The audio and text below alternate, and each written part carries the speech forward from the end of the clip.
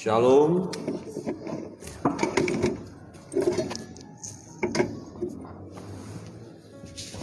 Bapak Ibu dan saudara yang terkasih dalam Tuhan, hari ini kita bersyukur Tuhan berikan kesempatan kepada kita untuk memuji, menyembah, memuliakan namanya yang kudus. Ya, pada pagi hari ini kita akan bersama-sama merenungkan firman Tuhan yang terambil dari Yesaya. Ya, Yesaya pasal yang ke-7. Ya, Yesaya pasal yang ke-7, pembacaan firman Tuhan kepada kita pada pagi hari ini. Kita melihat bagaimana Tuhan memelihara umatnya, ya, bangsa Yehuda sekalipun ada serangan dari bangsa lain, dan Tuhan mau berkata kepada umat itu supaya tetap tenang, ya, tetaplah tenang dan percaya kepada Tuhan. Nah, kisahnya sebagai berikut dalam Yesaya pasal yang ke-7, ayat pertama berbunyi demikian. Dalam zaman Ahaz bin Yotam bin Uzia raja Yehuda, maka Rezin raja Aram dengan Pekah bin Remalia raja Israel maju ke Yerusalem untuk berperang melawan kota itu, namun mereka tidak dapat mengalahkannya. Ya, jadi ada dua bangsa, ya, bangsa Aram dan bangsa Israel. Sedikit kedengaran aneh, ya, kok bangsa Israel menyerang Yerusalem? Memang bangsa itu kan sudah terbagi dua, ya, bangsa Israel. Jadi ada bangsa Israel, ada bangsa Yehuda, ya, jadi sudah menjadi dua bangsa. Nah, Israel yaitu kerajaan utara bersama kerajaan Aram memerangi bangsa Yehuda yaitu Raja Ahaz, dan Tuhan katakan bahwa ya mereka tidak akan ya dikalahkan, ya mereka tidak akan mampu mengalahkan Yehuda, dan supaya Yehuda tetap tenang. Kalau kita lihat di ayat yang keempat, ya, Tuhan mengutus Yesaya untuk menyampaikan sesuatu kepada Raja Ahaz, ya, Raja Ahaz di sana. Ya, dikatakan bahwa Yesaya bersama anaknya ya menemui Raja Ahaz. Di ayat 4 berkata begini, dan katakanlah kepadanya, teguhkanlah hatimu dan tinggallah tenang. Janganlah takut dan janganlah hatimu kecut, karena kedua puntung kayu api yang berasap ini, yaitu kepanasan amarah Rezin dengan Aram dan anak Remalia. Oleh karena Aram dan Efraim dengan anak Remalia telah merancang yang jahat atasmu dengan berkata, marilah kita maju menyerang Yehuda dan menakut-nakutinya serta merebutnya. Kemudian mengangkat anak Tabel sebagai raja di tengah-tengahnya. Maka beginilah firman Tuhan Allah, tidak akan sampai hal itu dan tidak akan terjadi, sebab Damsyik ialah ibu kota Aram dan Rezin adalah kepala Damsyik. Dalam 65 tahun Efraim akan pecah, tidak menjadi bangsa lagi, dan Samaria ialah ibu kota Efraim dan anak Remalia ialah kepala Samaria. Jika kamu tidak percaya, sungguh-sungguh kamu tidak teguh jaya. Ya, di terjemahan lain, kalau kamu tidak percaya sungguh-sungguh kamu tidak dapat apa-apa. Ya, kalau nggak percaya. Jadi ya, Yesaya menyampaikan kabar ini kepada Raja Ahaz supaya jangan gelisah, jangan takut. Memang mereka sudah mendengar bahwa akan ada serangan kepada mereka. Nah, ketika menghadapi serangan musuh, ya, apa yang harus kita lakukan? Ya, di ayat pertama tadi kan dikatakan bahwa ya hal itu tidak akan terjadi. Jadi ada di dalam kedaulatan Allah. Semuanya ada dalam kedaulatan Allah. Kalau Allah berkata bahwa mereka tidak akan mampu mengalahkan Yehuda, maka tidak akan mampu. Nah, hanya kadang-kadang, nah, untuk Raja Ahaz percayakah dia atau tidak? Memang kalau kita baca sampai ke bawah ada keraguan-raguan kepada apa yang disampaikan oleh Yesaya, sehingga Yesaya sampai berkata, kamu minta aja tanda sama Tuhan. Ya, tapi Raja Ahas bilang nggak mau minta tanda. Dan Yesaya berkata, kok kamu masih menyusahkan Tuhan juga ya? Kok nggak percaya sih gitu ya? Kok nggak percaya? Ya, kenapa nggak percaya dengan apa yang Tuhan sampaikan? Nah, jadi kita perlu mempercayai kebenaran firman Allah supaya kita bisa tenang ya menghadapi situasi yang ada, apapun itu. Dan Tuhan mengutus Yesaya menyampaikan ya berita penting kepada Raja Ahas supaya Ahas tidak mengalami ketakutan yang luar biasa, supaya tidak gelisah. Nah, persoalan pergumulan dalam hidup bisa membuat kita gelisah, cemas ya, mulai bimbang dalam hidup ini, tidak akan mengalami kebahagiaan. Itu sebabnya ya di ayat 4 dikatakan, dan katakanlah kepadanya, teguhkanlah hatimu dalam menghadapi tantangan pergumulan apapun itu, sebesar apapun itu. Kita harus bisa meneguhkan hati kita. Teguhkanlah hatimu, artinya mantaplah, tenanglah, jangan gelisah, jangan cemas yang luar biasa. Teguhkanlah hatimu, ya siap menghadapi tantangan, ya siap menghadapi berbagai kesulitan. Teguhkan hatimu seperti pohon yang ditanam dan akarnya menancap ke bawah, kemudian ada angin yang menerpa, dia tetap teguh kokoh. Ya, nah jadi ini berbicara juga mengenai iman ya. Kalau kita nggak memiliki iman, kita nggak bisa teguh, kita akan gampang goncang ya, bahkan bisa meninggalkan Tuhan. Ya kalau kita nggak teguh, jadi teguh itu kuat, kokoh, menancaplah ya. Pertahankan iman kita dan kita berkata, ya aku akan menghadapi segalanya. Teguhkanlah hatimu. Adakah kita meneguhkan hati kita dengan keyakinan bahwa Tuhan akan menolong kita, Tuhan akan menyertai kita, Tuhan akan membela kita. Ya, teguhkah hati kita dengan hal itu, dengan janji-janji Tuhan ketika kita diperhadapkan dengan berbagai kesulitan. Ya, ini seringkali Bapak Ibu Saudara yang terkasih dalam Tuhan, kita dalam posisi ketika menghadapi tantangan ini, hati kita goncang, bimbang, ya tidak teguh, ya tidak kokoh, tapi mulai gimana ya, mulai gelisah, mulai ketakutan. Teguhkan hatimu. Kita perlu ya teguh pendirian kita, teguh hati kita, ya jangan bimbang keyakinan kita kepada Allah ketika menghadapi tantangan, sebab Allah sanggup menolong kita. Tuhan tadi berkata, memang mereka udah merancangkan hal yang jahat itu, udah akan menyerang kalian, tetapi itu tidak akan bisa, mereka tidak akan bisa menang. Kalau Tuhan sudah berkata seperti itu, berarti Tuhan akan menolong, Tuhan akan bertindak, ya juga menghukum orang-orang yang mau mengalahkan atau menyerang Yehuda. Saudara yang terkasih dalam Tuhan, teguhkan hatimu. Apa yang menjadi beban pergumulan yang sedang kita hadapi, yang sedang saudara hadapi? Penderitaan apa itu? Seberat apa? Teguhkan hatimu, mantapkan diri kita bahwa saya siap menghadapi tantangan ini. Kokoh, teguh, jangan goncang. Tetap ya, biasanya ketika ada masalah memang kita bisa, pendirian kita mulai kacau, mulai kita melihat kiri dan kanan, mulai coba cari-cari bagaimana caranya menyelamatkan diri, bagaimana caranya untuk mendapatkan sesuatu yang kita butuhkan, bagaimana caranya supaya saya kuat. Nah, kemudian saking begitu gelisahnya tidak percaya lagi dengan perkataan Tuhan, ya akhirnya tinggalkan Tuhan. Ini sangat berbahaya. Teguhkan hatimu. Yang kedua, dan tinggallah tenang. Tinggallah tenang. Wah, kok bisa ya tenang ya? Ini kan gimana bisa tenang? Ini masalah banyak, pergumulan ada.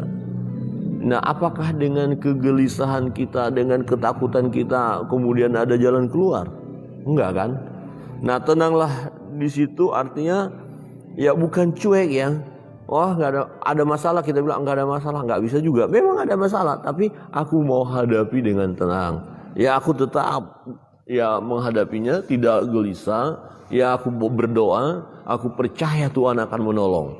Ya, aku tidak akan bersungut-sungut, kira-kira begitu. Aku tidak akan akan ketakutan yang luar biasa.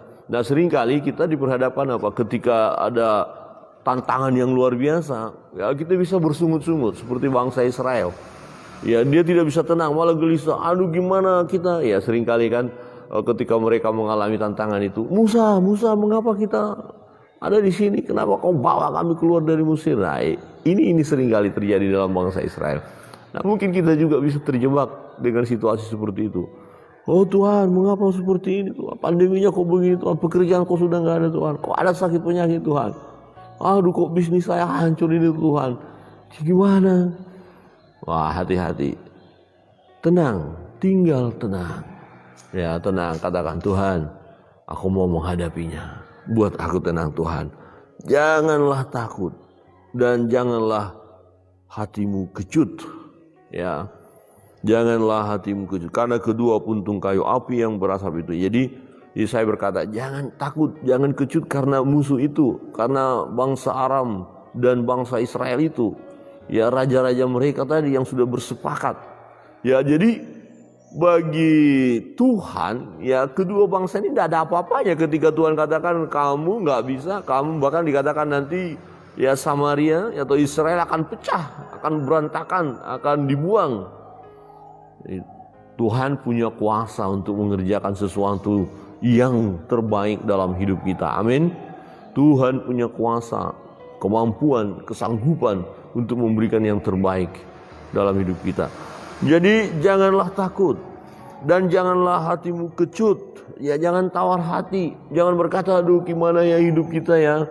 Ini kok susah sekali ya. Bagaimana masa depan kita ya? Bagaimana harapan ini kok nggak ada lagi ya? Jangan.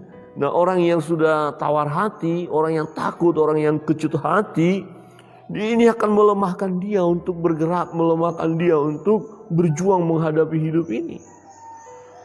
Akan berpasrah diri, ya udahlah biarin aja deh. Ya nggak usah kita ya terlalu bersemangat hidup ini, ya udah gini-gini aja, gitu ya.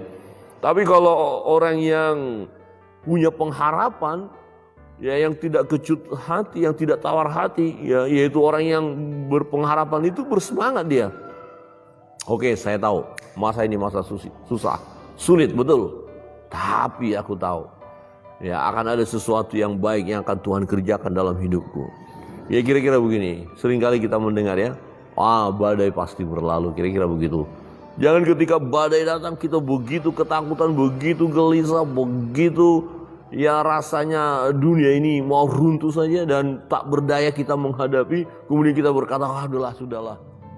Jangan takut, jangan tawar hati, jangan kecut. Nah, Bapak Ibu Saudara, kita harus mau mengakui secara jujur.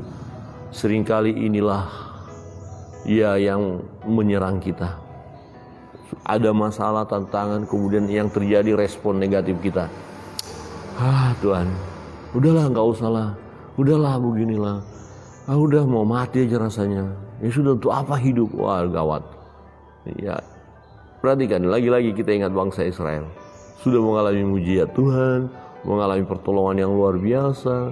Tapi ketika terjadi masalah, ada kekeringan, ya, air jadi pahit, ya tidak ada makanan, hanya sejenak saja. Ada makanan tapi itu saja. Mana saja, sampai mereka bilang ini bosan deh, mana aja. Padahal dikasih makan loh. Nah, mulai tawar hati. Kita nggak bakalan bisa masuk ke tanah perjanjian. Oh, musuh kita itu hebat-hebat. Wah, bla bla bla bla bla. Akhirnya nggak dapat apa-apa. Ya, saudara yang terkasih dalam Tuhan. Ya, Yesaya mengingatkan supaya dalam menghadapi persoalan ini tetap tenang, jangan takut, jangan tawar hati.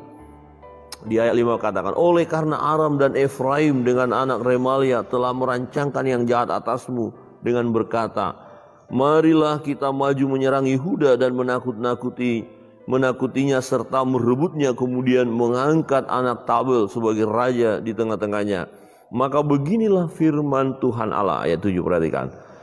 Tidak akan sampai hal itu dan tidak akan terjadi. Kalau Tuhan sudah bilang itu tidak akan terjadi, itu tidak akan bisa, tidak akan terwujud, bahwa musuh itu tidak akan bisa mengalahkan. ya Raja Ahaz dan bangsa Yehuda. Nah, sebab Damsyik ialah ibu kota Aram dan Rejim ialah kepala Damsyik.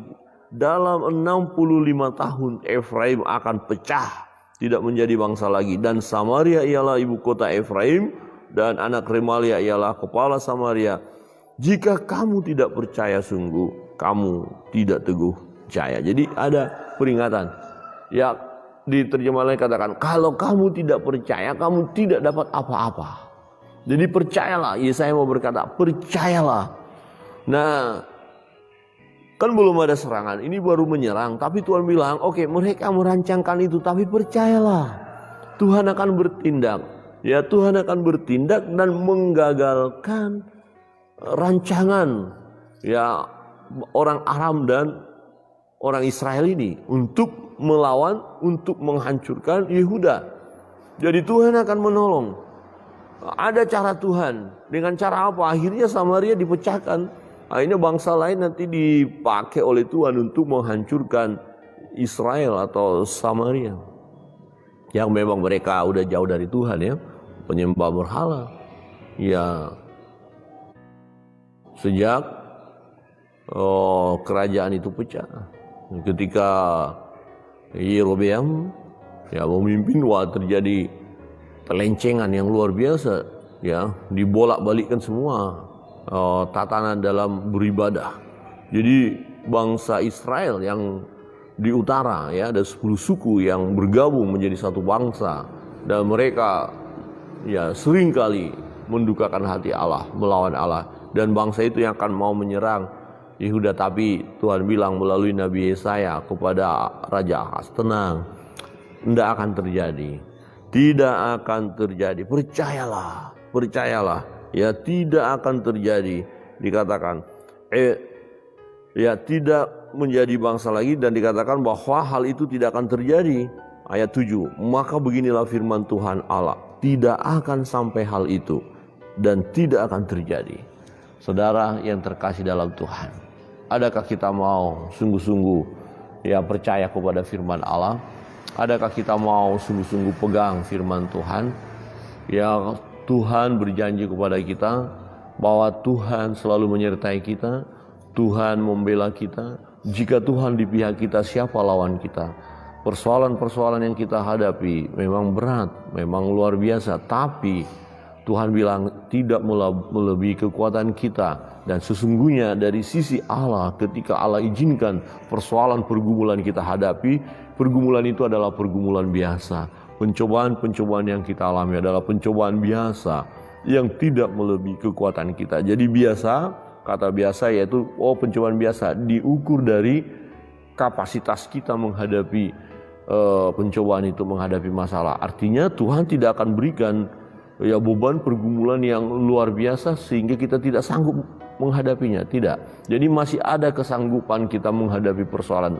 Engkau sanggup menghadapi persoalanmu sebesar apapun, karena Allah akan izinkan persoalan itu terjadi sebatas atau semampu kita menghadapinya. Jadi kalau kita memang tidak mampu menghadapinya, Tuhan tidak akan berikan, Tuhan tidak akan izinkan itu masalah. Jadi pencobaan kita, persoalan kita adalah persoalan biasa. Yang terpenting adalah kita percaya kepada Tuhan, bahkan Tuhan punya cara untuk memberikan jalan keluar atas persoalan kita. Nah, Raja Ahaz dikatakan tenang, jangan takut, jangan tawar hati, jangan gelisah, jangan kecut, ya jangan sampai tak berpengharapan. Percayalah. Tapi kalau engkau nggak percaya, ya kamu nggak dapat apa-apa. Nah, yang dipertentangkan terus dalam hidup kita ini adalah masalah iman kita, percayanya kita. Kadang-kadang kita terjebak untuk mengandalkan kekuatan kita secara manusia. Tetapi pagi hari ini Tuhan mengingatkan kita, apapun persoalan, beban, pergumulan, tantangan hidup, penderitaan, tekanan yang datang silih berganti. Mungkin secara manusia kita sudah berkata, ini berat Tuhan, saya tidak sanggup Tuhan. Tetapi ingat firman Tuhan, ya, Tuhan tidak akan mengizinkan beban pergumulanmu melebihi kekuatanmu. Jadi kita akhirnya berkata, terima kasih Tuhan. Memang berat beban ini, tetapi jauh lebih besar pertolongan Tuhan dalam hidupku. Jauh lebih besar kekuatanku menghadapi persoalan ini. Karena setiap persoalan yang kita hadapi, kita harus pandang itu sebagai persoalan biasa. Coba lihat kiri kanan dan katakan persoalanmu persoalan biasa. Tidak melebihi kekuatanmu. Amin. Dan Tuhan memberikan jalan keluar. Itulah yang terjadi. Bagaimana Raja Ahaz diingatkan oleh Nabi Yesaya bahwa rancangan-rancangan orang jahat tadi, dua bangsa yang akan menyerang mereka, dua raja yang akan menyerang mereka, tidak akan terjadi. Karena Tuhan berdaulat atas segalanya. Tuhan memberi yang terbaik kepada umatnya. Tuhan memelihara anak-anaknya. Bukan berarti tidak ada beban, bukan berarti tidak ada pergumulan. Di dalam pergumulan itu, di dalam pencobaan itu, Tuhan hadir, ya, memberi kekuatan kepada kita, memberikan jalan keluar kepada kita. Mungkin juga karena iman kita mengalami aniaya. Masih Tuhan izinkan itu terjadi. Tetapi di situ pun Tuhan menyertai kita. Kiranya Tuhan memberkati kita. Shalom.